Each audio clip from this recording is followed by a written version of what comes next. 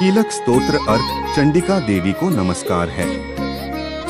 मार्कंडेय ऋषि कहते हैं, विशुद्ध ज्ञान ही जिनका शरीर है, तीनों वेद ही जिनके तीन दिव्य नेत्र हैं, जो कल्याण प्राप्ति के हेतु हैं तथा अपने मस्तक पर अर्धचंद्र का मुकुट धारण करते हैं, उन भगवान शिव को नमस्कार है। मंत्रों का जो अभिकीलक है, अर्थात मंत्रों की सिद्धि में विघ्न उपस्थित करने वाले शापरूपी कीलक का जो निवारण करने वाला है, उस सप्तष्टि स्तोत्र को संपूर्ण रूप से जानना चाहिए और जानकर उसकी उपासना करनी चाहिए। यद्यपि सप्तष्टि के अतिरिक्त अन्य मंत्रों के जप में भी जो निरंतर लगा रहता है, वह भी कल्याण का भागी होता है, उसके भी उच्चाटन आदि कर्म सिद्ध होते हैं तथा उसे भी समस्त दुर्लभ वस्तुओं की प्राप्ति हो जाती है।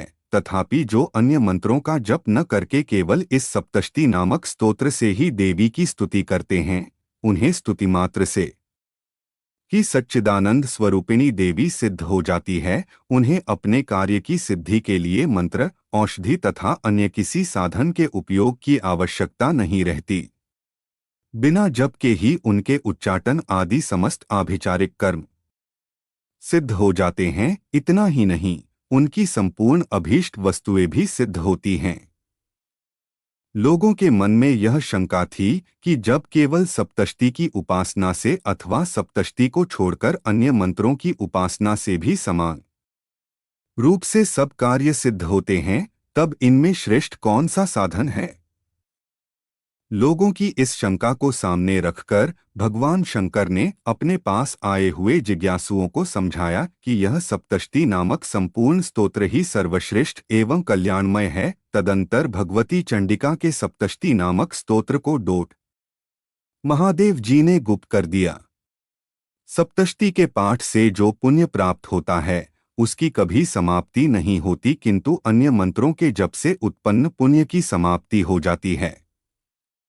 अतः भगवान शिव ने अन्य मंत्रों की अपेक्षा जो सप्तष्टि की ही श्रेष्ठता का निर्णय किया, उसे यथार्थ ही जानना चाहिए। अन्य मंत्रों का जप करने वाला पुरुष भी यदि सप्तष्टि के स्तोत्र और जप का अनुष्ठान कर ले तो वह भी पूर्ण रूप से ही कल्याण का भागी होता है, इसमें तनिक भी संदेह नहीं है। जो साधक कृष्ण पक्ष की चतुर्दशी अथवा अष्टमी को एकाग्रचित्त होकर भगवती की सेवा में अपना सर्वस्व समर्पित कर देता है और फिर उसे प्रसाद रूप से ग्रहण करता है, उसी पर भगवती प्रसन्न होती हैं, अन्यथा उनकी प्रसन्नता नहीं प्राप्त होती। इस प्रकार सिद्धि के प्रतिबंधक रूप कील के द्वारा महादेव जी ने इस स्तोत्र को कीलित कर रखा है। जो पूर्वोक्त रीति से निष्कीलन करके इस सप्तष्टि स्तोत्र का प्रतिदिन स्पष्ट उच्चारण पूर्वक पाठ करता है, वह मनुष्य सिद्ध हो जाता है, वही देवी का पार्षद होता है और वही गंधर्व भी होता है। सर्वत्र विचरते रहने पर भी इस संसार में उसे कहीं भी भय नहीं होता। वह अपमृत्यु के वश में नहीं पड़ता तथा देह त्यागने के बाद मोक्ष प्राप्त कर लेता है। आथ कीलन को जानकर उसका परिहार करके ही सप्तष्टि का पाठ आरंभ करे। जो ऐसा नहीं करता, उसका नाश हो जाता है। इसलिए कीलक और निष्कीलन का ज्ञान प्राप्त करने पर ही यह स्तोत्र निर्दोष होता है और विद्वान पुरुष इस निर्दोष स्तोत्र का ही पाठ आरंभ करते हैं। स्त्रियों में जो कुछ भी सौभाग्य आदि दृष्टिगोचर होता है, वह सब देवी के प्रसाद का ही फल है। अतः इस कल्याणमय स्तोत्र का सदा जप करना चाहिए। इस स्तोत्र का मंदस्वर से पाठ करने पर स्वल्प फल की प्राप्ति होती है और उच्च स्वर से पाठ करने पर पूर्ण फल की सिद्धि होती है।